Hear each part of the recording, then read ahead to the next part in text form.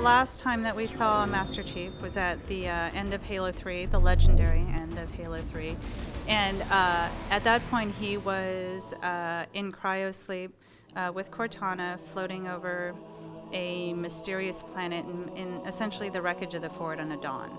And so when Halo 4 starts, it is after the events of Halo 3, but it's about 5 years after he goes into cryosleep. John! I'm here.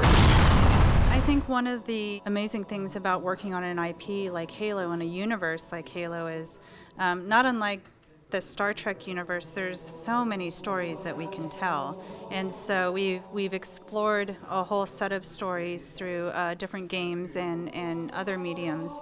But there's still a lot of stories that we want to tell. And when we kind of think about the next 10 years for Halo, we think about what are those stories we want to tell, and then where is the right place to tell them. And in some cases it will be a game, in some places it may be a book, but there's plenty of stories left to explore.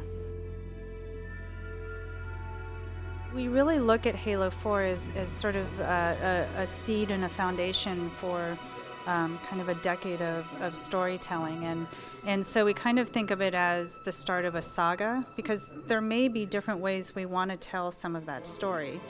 Certainly in a set of games, and we have an arc that's already defined that goes well beyond Halo 4. And that arc will change naturally and organically, but we definitely have stakes we're already putting in the ground for where we want the universe to go. Master Chief is clearly a iconic hero already, so our intention with where we take Master Chief isn't to change who it is, or who he is, but there's definitely facets of his character which we understand through other fiction that we feel would really deepen the game experience itself. So he will still be very stoic, he will not talk a lot, nor will he cry. But there is a piece of his humanity that we do want to come through and really express that with the decisions that we have the player make as the embodied Chief and the things that he needs to face. And so for us, dimensionalizing him isn't changing him, because frankly he's really well fleshed out in other areas of the universe. It's really just bringing more of that to the game experience.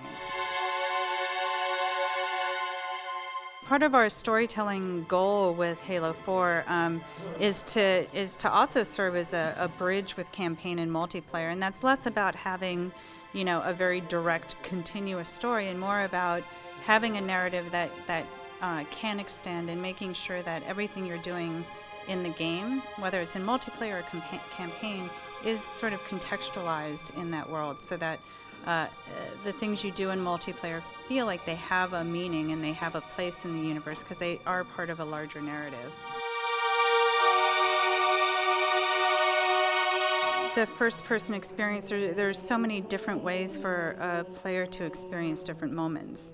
And even within the context of what's been done in Halo before, and that first-person perspective, there's a lot we can do with what the player sees and what the player hears, and sort of that sensory experience that we really want to amplify, and really, again, getting to a deeper sense of immersion into not just the story that's happening, but also the world that you're in. Halo is known for its multiplayer. Innovation in multiplayer is also a legacy of the franchise, so that's something we absolutely want to continue. And I think we look at innovation at all different levels of the multiplayer experience, within the, sort of some of the moment-to-moment gameplay, within, like in between gameplay loops, and then really at a sort of higher conceptual level. So those are all areas we're sort of attacking, and we're definitely excited to be talking more about that soon.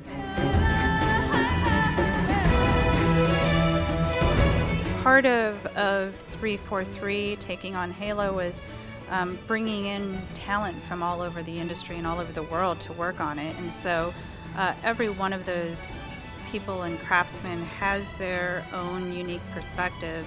And that's something we want to be able to bring to the Halo experience. So, Kenneth Scott, our art director, extraordinary artist, had a really specific vision, and he wanted a very filmic, cinematic look And I think both for art and for audio, we wanted to be able to deliver story pacing as well, and sort of an emotional arc through the visuals and through the audio. So I think you'll very much hear Tajin's, who's our audio director, you'll hear his vision coming through as well in the audio very quickly. And so, yeah, all those pieces really come together and still feel so distinctly Halo, but also have really a unique look and feel to them. All I need to know is, did we lose them? We released Anniversary last year.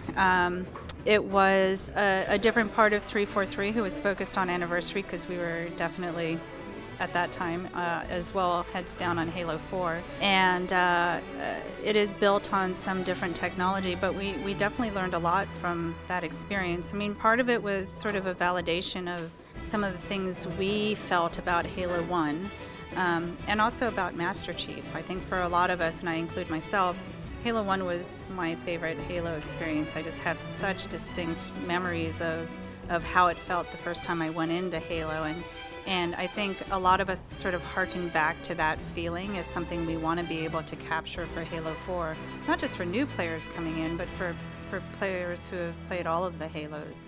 And so being able to re-release that and seeing people react to it again sort of validated that those were important things. We just were able to share a little bit today and show some of the game, which has been incredibly gratifying because people have been working so hard. And so to finally be able to show some of it feels great. That pace is going to accelerate so quickly. We are shipping this holiday 12, so things are fast and furious back at 343, but we'll definitely be releasing a lot more information really soon.